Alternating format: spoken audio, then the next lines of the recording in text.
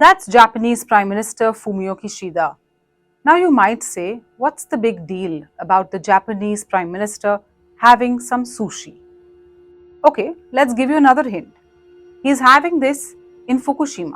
If that doesn't ring a bell, now there's an entire context that's actually led to a war of sorts, a war of words at least, between China and Japan. Now, last week, Japan started releasing treated radioactive wastewater into the Pacific Ocean.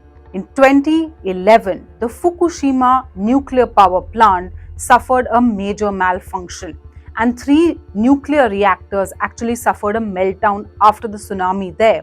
And because of that, now they also have the storage areas where a lot of this cooling water is kept.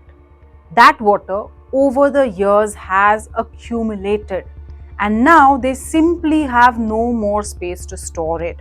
After a lot of study, research, and also involving the IAEA, Japan says it has no option but to release that treated radioactive wastewater into the Pacific Ocean. And it started doing that from last week. The result of that, of course, was China said it will ban any fishery items coming in from Japan. It said also that the Japanese entire fish products coming in from Japan were contaminated. Japan has been checking to see the impact of the release of the treated radioactive wastewater, and they think the levels are well below the prescribed safety norms. And that's why this is a political statement. This is the Japanese Prime Minister saying that he not only supports the Japanese fishing industry, but he's also sending a message out to China. The fishing minister actually even said China needs to apologize for saying that the fish is contaminated. And that's the term that China has used because it is spreading a lot of canards and impacting the fishing industry of Japan. Now, recently, the US ambassador to Japan also went to the Fukushima market and he bought some fish. He said that fish will be consumed by his family and his children when they come see him over the weekend. The US envoy to Japan has called China's ban a political statement.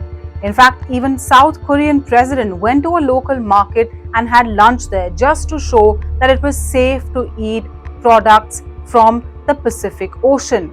Now, China's ban has certainly had an impact on Japan's fishing industry. But it's not just the fishing industry that has been impacted. There are reports that suggest that a lot of groups of tourists who were from China have cancelled their plans to come to Japan.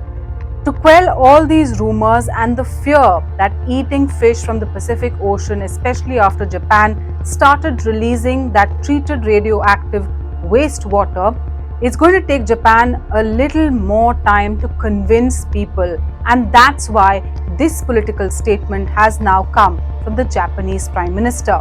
To just give you a rough idea of how much wastewater Japan is going to release into the Pacific Ocean, listen to this number.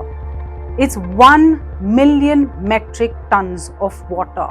That's roughly the size of about 500 Olympic-sized swimming pools. Now, this water is not going to be released overnight. It will be released over decades.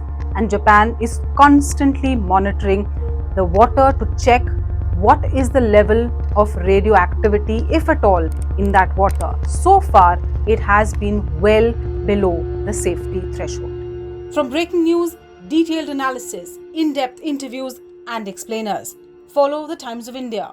Subscribe to our YouTube channel. Don't forget to like our videos and hit the bell icon to stay updated with the latest.